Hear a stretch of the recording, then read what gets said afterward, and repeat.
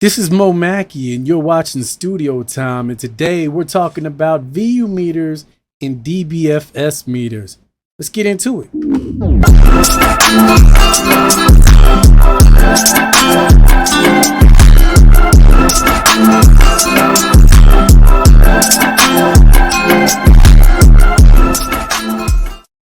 So we're going to go ahead and jump right in.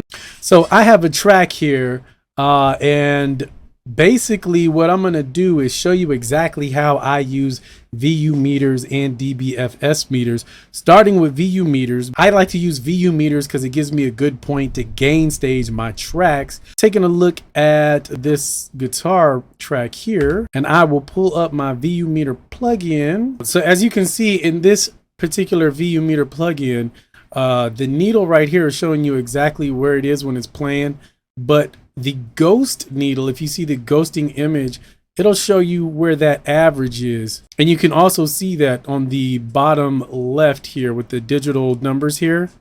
That's going to be, this right here is going to be where the needle is at now. And then this one on the right is going to be your ghost image level. So that's why I like to use VU meters. It's because it gives you an average of what you're hearing. This particular one, though, is kind of a hybrid because it's giving you your average, which most VU meters does. As you can see on the right there, the left channel is 0.8 and then the right is 2.5. But then it also gives you like a DBFS reading on the left there, as you can see, because a DBFS is going to give you where it's always at. And there's debates out there about, you know, what does the listener actually listen to? Are they picking up on the average volume, or are they picking up more on the actual, volume? And that's why I like to use both. This particular plugin is actually free, made by DB Pro Audio.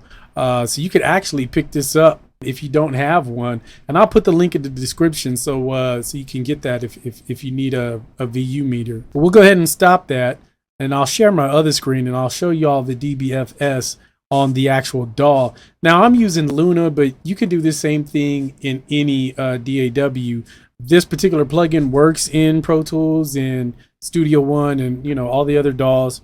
And then of course all the other DAWs also have DBFS meters already on them, and that's what we're gonna I'm gonna show you now. Here we go, pulling up the mix window now. So it's right here, this one I have selected here, and you see on this scale, on the VU meter, it's reading -5, in between -5 and -21. And when you're gain staging, you want to get it in between those levels. So the VU meter is used, I use that when I'm soloing things to get everything at that level. On my VU meter, I'm trying to get it at -6. Most of them are emulating analog audio gear, and -6 is a good sweet spot for you to hit that plugin just right.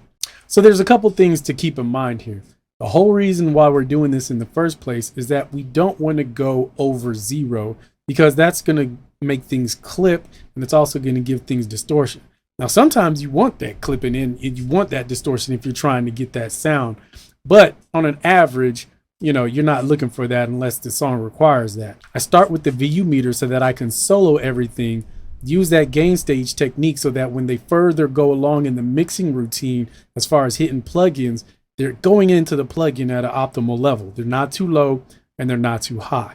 And then once I gain stage everything, as far as playing everything together, that's when I'm using the DBFS meters so that I can make sure that the kick, in my opinion, always has to be punching hard. So I want to make sure that is sticking out, you know what I mean? And the DBFS scale is going to help me realize, okay, what needs to come up and what needs to go down, but all the while knowing that I need to keep it below 0. And on the DBFS, -12 is usually my peak point where I want my kick or my snare and the vocals at that point, and then everything else is going to be a little bit below that. I hope you learned something today. This is Mo Mackey. You're watching Studio Time. This is episode 4. Make sure you subscribe, click that like button, click the bell button so you get those notifications on when I drop new videos. And also check out the other content in there, man. We got the Set the Bar Mix Show which is dope for independent artists if you're out there trying to get your music heard. I believe that's it, man. So y'all have a good one, and I'll catch you on the next one.